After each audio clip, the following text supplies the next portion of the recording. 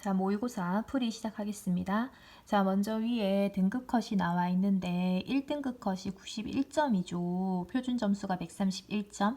그러니까 얘는 그냥 난이도 자체가 그냥 조금은 중상? 근데 조금은 중에 더 가까운 그런 시험지를 생각해야 되는데 등급 컷을 뭐 참고하시고요. 그 다음에 풀이 자체는 얘들아 오답률 높았던 거랑 본 수업 시간에 질문이 들어왔던 거 위주로 해서 쌤이 풀이를 조금 해줄게요. 자, 우선 오답률 높았던 거 합법 작문 없었고 질문 자체도 들어오지 않았습니다.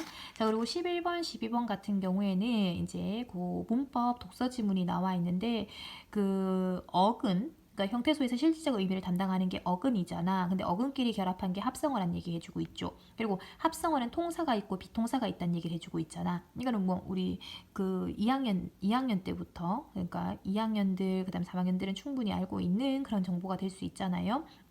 그래서 통사적 합성어가 원래는 공식이 6개까지 나오는데 제시된 부분에서는 명사 플러스 명사랑 즉 같은 품사 나란히 나오는 거죠. 그리고 용언의 관형사형 즉 관형사형 어미가 붙은 용언의 관형사형에다 명사 붙는 거라 그 다음에 용언의 연결형 연결 어미 붙어가지고 그 다음에 용언의 어간이 붙는 거죠. 그래서 통사적인 합성어는 같은 품사가 나란히 나오거나 아니면은 이렇게 어미들이 생략이 되지 않는 경우를 얘기하는 겁니다. 근데 비통사적 합성어는 어미들이 생략된 거잖아. 근데 이러한 단어 형성법은 중세 시대도 있었다는 얘기를 해주고 있습니다. 그리고 이런 거죠. 중세 국어에 보면 뛰다와 놀다의 합성어 형태로 비통사적 합성어와 결합한 뛰놀다 이렇게 뛰놀다 하고 한 개만 있는데 현대 국어 와서는 이게 뛰놀다도 있고 뛰어놀다도 있다는 얘기를 해주고 있잖아요. 그래서 그 반드시 하나의 형태만 있는 거는 아니란 얘기를 또 해주고 있어요. 뒤에 보면 알겠지만 오답률이 높지 않았어요. 문법은 오답률이 높지 않았다. 13번이 된소리 대기랑 관련된 게 나오는데 이것도 오답률이 높지 않았고요. 4번이 정답인데 4번은 둘 다 리을에 해당하는 거잖아. 그러니까 그 앉을수록 할 때는 얘들아 이게 그 매개모음 그러니까 앞에 안 할 때 이게 자음으로 끝나서 매개모음이 들어갔죠. 그리고 리을수록이잖아. 그럼 얘는 리을로 시작하는 어미죠. 리을로 시작하는 어미니까 뒤에 된소리 나는 거고 기댈 곳이 할 때는 보면 알겠지만 기댈하고 리을이 오면서 띄어쓰기 하고 곳이 나오죠. 그럼 이때 리을은 관형사형 어미거든요. 그러면 관형사형 어미 뒤에서도 된소리 난다 그랬잖아. 그래서 둘 다 리을의 적용을 받는다. 자, 그리고 14, 15 이거 로마자 표기법. 요거는 우리가 2차 시 할 때도 설명을 했었던 1차 시 1차 시 했을 때도 설명을 했었던 것 같으니까 넘어갈게요. 자, 그리고 16번, 20번 같은 경우에는 이제 그 예술 작품을 감상하는 방법에 대해서 나왔는데 예술 작품 감상 방법은 수특에서도 뭐 1원론, 2원론, 3원론, 그 1원론 그 다원론, 그 다음에 회의론 이렇게 해서 나왔었잖아요. 그래서 그런 것처럼 관점이 뭐 다양하게 생각할 수 있는 거잖아. 그래서 다이데거는 어떻게 생각했고 샤피로는 어떻게 생각했고 그 다음에 데리다는 어떻게 생각했다는 정보가 나오거든요. 그래서 문제는 독서 세 지문 중에서 얘가 제일 쉬웠던 지문이거든요. 독서 세 지문 중에서 제일 쉬웠고 자, 그 다음에 현대소설 같은 경우에는 이제 말을 찾아서라고 하는 현대소설이 나오는데 근데 얘도 그 보기만 제대로 봤어도 이게 그 글의 흐름을 조금 인지할 수 있었던 게 23번의 보기에 보면은 자 여기 나오는 말을 찾아서는 이때 말은 동물이죠 동물. 자 나를 양자로 드리고자 하는 이거 1인칭 소설이거든요. 나를 양자로 드리고자 하는 당숙은 쉽게 하면은 좀 이제 친척이잖아. 근데 이 당숙과 이를 거부하는 나가 갈등을 빚다가 왜냐면 갑자기 자기 앞친 부모는 따로 있는데 그 집안의 대를 이어야 된다 그래서 큰아버지 집 가가지고 아들 되라 하면은 좋아할 리가 없잖아요. 그래서 갈등을 빚다가 화해에 이르게 되는 과정을 보여주는 소설이다. 나는 자신의 의지와 상관없이 어른들의 일방적 결정으로 이루어진 양자 입양에 반발합니다. 그로 인해 근데 얘가 반발을 해보니까 그로 인해 마음의 상처를 받은 당수는 집을 떠나버리거든요. 근데 얘가 이제 찾아가는 거지 당숙을. 그래서 집을 떠나버린다. 죄책감을 느낀 나는 당숙을 찾아가 사과하고 그를 아부제로 받아들이지만 근데 노새와 당숙의 노새끈의 일까지 완전히 받아들이지는 못하거든요. 왜냐면 이게 놀림거리가 되니까. 그래서 어린 시절에 이와 같은 경험은 성인이 되어서까지 상처로 남아 있어. 그리고 근데 그러면서 또 이제 그 자기가 이제 그 말한테 그리고 여기 있는 이제 당숙한테 이제 어린 시절에 상처를 준 거를 생각하면 또 죄책감도 있잖아요. 그래서 죄책감도 갖게 되는 원인이 된다는 얘기를 해주고 있네요. 자, 그래서 이제 그 보기를 제대로 보면 되는데 얘도 오답률은 얘들아 높은 게 없었고요. 자, 그 다음에 독서 지문. 자, 이거는 불꽃 감지기랑 관련된 게 나오는데 얘는 오답 높은 게 있었습니다. 여기 세 문제 다 오답률이 높았어요. 그래서 26번이 3이고 27번이 2이고 그 다음에 28번. 쌤은 28번 좀 어려웠거든요. 이거는 1번하고 3번 중에 고민하다가 쌤도 3번 찍었거든요. 그래서 그 애들이 1번하고 3번에서 많이 고민을 했었다고 하더라고. 어휘 문제. 그래서 세 문제나 있었는데 글이 좀 어렵다 이런 거보다는 아마 이 시간이 좀 모자랐던 것 같아요. 애들이 풀 때 시간이 좀 모자라니까 좀 실수를 했는 것 같은데 글의 흐름을 보자면 첫 번째 문단, 이 첫 번째 문단 제대로 봐야 됩니다. 첫 번째 문단이 결국은 얘들아 27번에 나오는 그래프를 그냥 글로 바꾼 거거든요. 글로 바꿔놓은 거거든. 그래서 1문단에서 불꽃 감지기가 불꽃 감지기에 대해 설명을 해주고 있어. 그리고 불꽃 감지기는 자외선 적외선을 통해 가지고 이제 이용한다는 얘기를 해주고 있거든요. 근데 이때 자외선은 약 0.2, 그 다음에 적외선은 약 2.7, 4.8, 4.8이 4.3이죠. 4.3 부근의 파장에서 최대 방사 강도를 나타내니까 이걸 이용해야 된다는 얘기를 해주고 있거든요. 최대 방사. 그러니까 내부 센서는 최대 방사 강도에 해당하는 불꽃의 파장을 감지할 수 있게 설계돼야 된다는 얘기를 해주고 있잖아. 그래서 27번 문제 잠깐만 보자면 27번 문제 잘 보면 이게 지금 불꽃 감지기는 태양광에는 반응하면 안 되고 불꽃에 반응해야 되는 거잖아요. 그래서 잘 보면 그 태양광은 방사 강도가 0이고 그러면서 자외선이든 적외선이든 방사 강도가 최고치가 되는 부분 있잖아요. 그 부분이 아까 1문단에 나왔던 거랑 숫자가 일치할 거예요. 그러니까 자외선 같은 경우에는 태양광이 방사 강도가 0이면서 그 다음에 가장 최고치가 0.2 정도거든. 그 0.2 정도 표시되어 있고 그 실선 보면 되죠. 불꽃 부분에. 그리고 적외선 같은 경우에는 태양광의 방사 강도가 0에 해당하는 게 두 군데가 나올 거예요. 두 군데가 나오면서 최대 그 적외선의 최대 방사 강도를 보면은 그게 한 2.7 부근하고 그 다음에 4.3 부근이 될 거거든요. 그래서 태양 강도가 이제 태양광의 방사 강도 0이 됐을 때 결국은 불꽃 감지기에 오류가 발생하지 않는다라고 생각하면서 답지를 이해해야 돼. 근데 이게 지금 정답은 4번인데 나머지 답지들을 전부 다 애들이 건드렸다는 거는 아예 이 그래프 자체를 이해를 못한 것 같거든요. 이해 못한 것 같고 그 다음에 이 문단은 자외선 불꽃 감지기죠. 그래서 자외선은 어떻게 하는 거고 그 다음에 3번 문단은 적외선이잖아. 그럼 적외선은 어떻게 하고 한 문단에 한 개씩 설명해주고 있다 이가. 그리고 4문단 같은 경우에는 불꽃 감지기에 감지 가는 거리는 화염의 크기에 비례한다는 얘기를 해주고 있거든요. 근데 이거는 뒤에 설명을 또 해주고 있어. 그 비례하고 그다음에 그 구하는 방법도 얘기해주고 있다 이가. 그러니까 화염의 최소 크기 또한 그 거리의 제곱에 비례하여 커져야 된다는 얘기를 해주고 있거든요. 그래서 불꽃 감지기가 20m에 있어. 불꽃 감지기가 20m에 있으면은 이때 0.1이란 말이야. 근데 이게 40m가 됐대. 그럼 이게 두 배로 이게 멀어진 거잖아. 얘들아 두 배로 멀어지면은 멀어진 만큼 어떻게 해야 되겠어? 화염이 커져야 되겠죠. 그러면은 얘가 거리 제곱에 비례한다 그랬으니까 두 배로 늘어났으니까 결국은 4배가 돼야 되겠죠. 그러면 그때는 화염의 크기가 0.4가 돼야 되고 근데 화재원이 10m 위치에 뒀다는 얘기를 해주고 있잖아요. 그러면은 이게 화재원이 10m가 됐다는 거는 2분의 1로 줄어들었다는 거리가 되는 거잖아요. 그러면 2분의 1로 줄어들었다는 얘기가 되면은 거리의 제곱이니까 4분의 1이 돼야 되는 거잖아. 그러니까 0.025 이렇게 나오는 거지. 요거에 24번 문제에 5번에 그대로 적용할 수 있거든요. 30에서 15가 됐다 그랬잖아. 그럼 30에서 15가 됐다는 건 2분의 1만큼 거리가 줄어들었다는 얘기잖아. 근데 2분의 1만큼 거리가 줄어들었다는 얘기는 제곱에 비례한다 그랬죠. 4분의 1만큼 어떻게 됩니까? 4분의 1만큼 얘가 어떻게 되는 거야? 작아져도 된다는 얘기가 되는 거잖아. 비례하는 거니까. 그래서 얘가 0.025가 돼. 이게 위에 계산에서 나왔잖아. 근데 0.025는 0.025보다 0.03이 크니까 당연히 이건 감지할 수 있게 되는 거잖아요. 그래서 그 답은 그냥 언어적으로 2번에 나오는데 이 숫자에 또 현혹되면 애들이 또 헷갈려 하더라고요. 자, 그리고 26번에 나와 있는 초전형 센서는 3번 문단 그냥 읽으면 답 나와요. 이런 거 틀리는 거는 정말 좀 그렇죠. 근데 3번에 애들이 찍었는데 흑화막의 역할 다 나와 있거든요. 그리고 특정 파장의 적외선만 선별한다 그랬는데 특정 파장의 적외선을 선별하는 거는 광학 필터라고 대놓고 나오잖아요. 세 번째 문단의 초반에 광학 필터로 대놓고 나오거든요. 그래서 이게 문제 난이도가 정말 이 정도 오답률이 나올 정도인가는 조금은 의심스러운 그런 문제들이다. 자, 그리고 뒤에 이제 29, 32 현대시가 나오는데 이 백석의 두보나 200 가치는 얘들아 이거는 5차 시책에 또 나옵니다. 이게 이번 수특 현대시 3강에 나와 있거든요.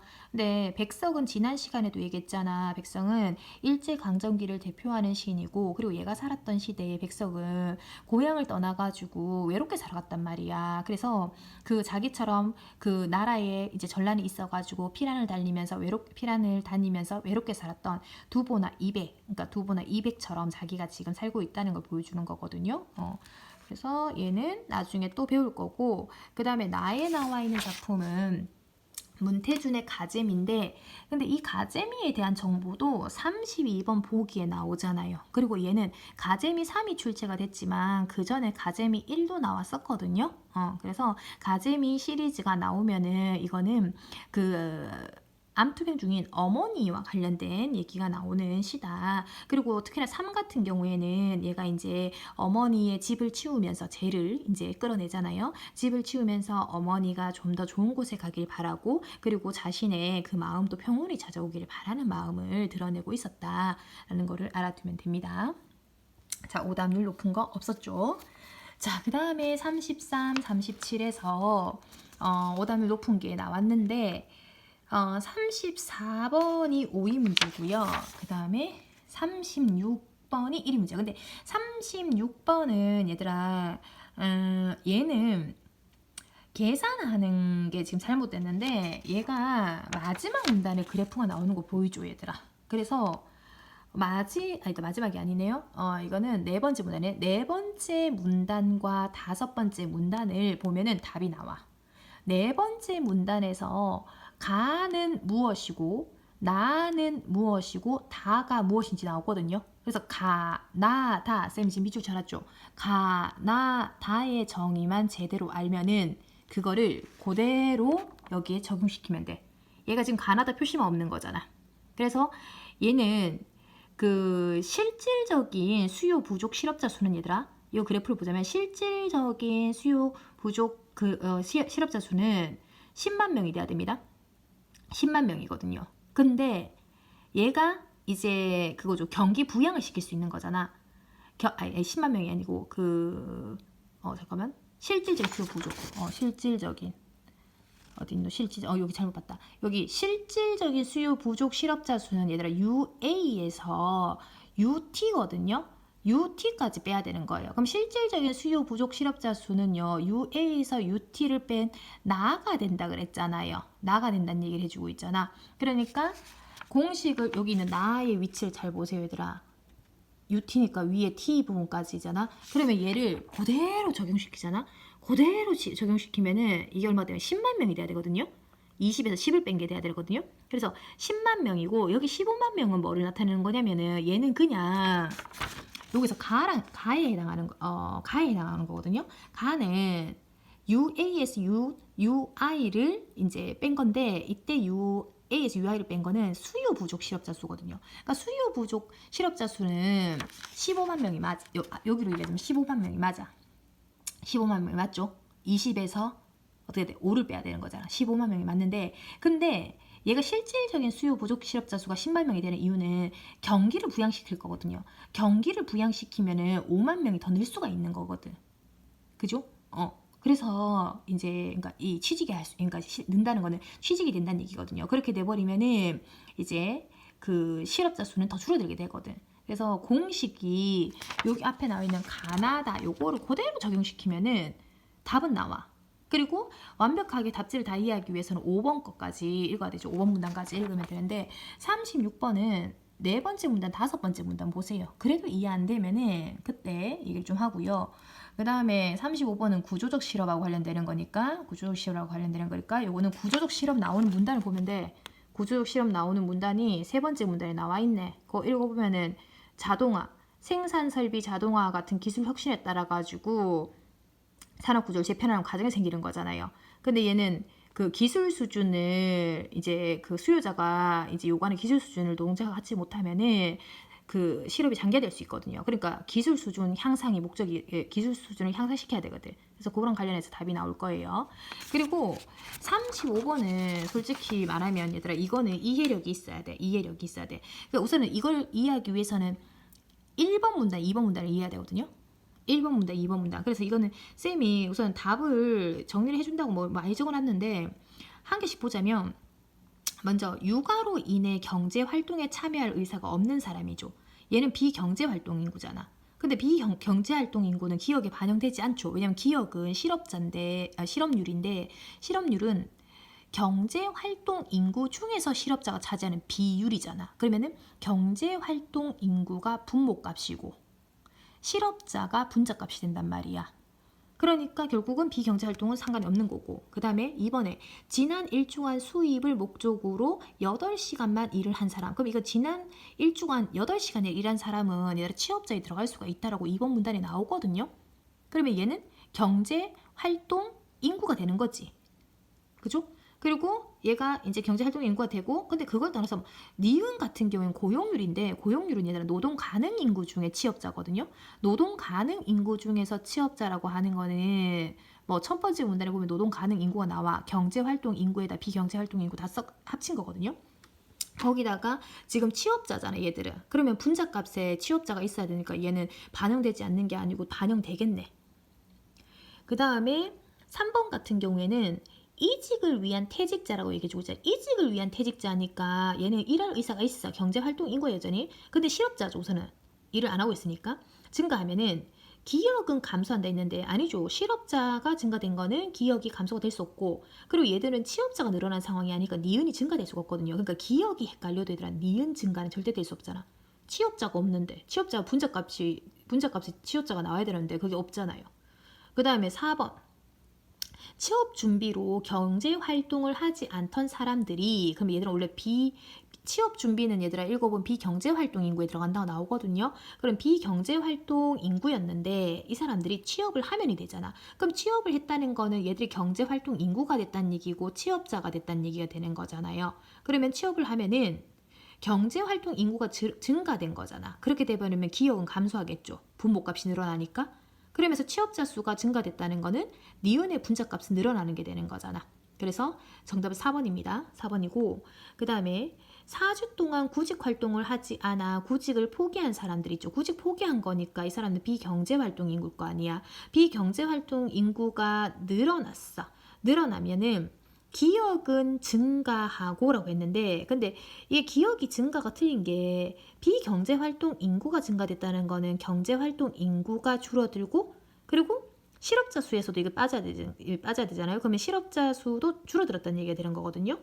근데 이렇게 분모와 분자가 얘들아 그 둘 다 이렇게 줄어들 때는 수치가 감소하게 됩니다. 그래서 감소하게 되기 때문에 증가가 아니고 근데 이게 헷갈려도 뒤에 니은은 감소가 절대 될 수 없잖아요. 왜냐면 구직을 포기한 사람들이 늘어난 거는 우선은 취업자가 생긴 건 아니잖아. 뭐 비경제 활동 인구가 늘어나든 경제 활동 인구가 늘어나든 이거는 분모값에 변화를 줄 수가 없거든요. 고용률에서는.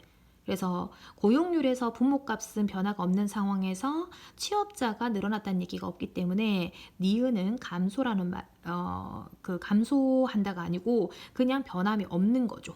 분모값이 변화 없는데 취업자가 없으니까 그냥 아무 수치도 변하는 게 없는 게 되는 거거든.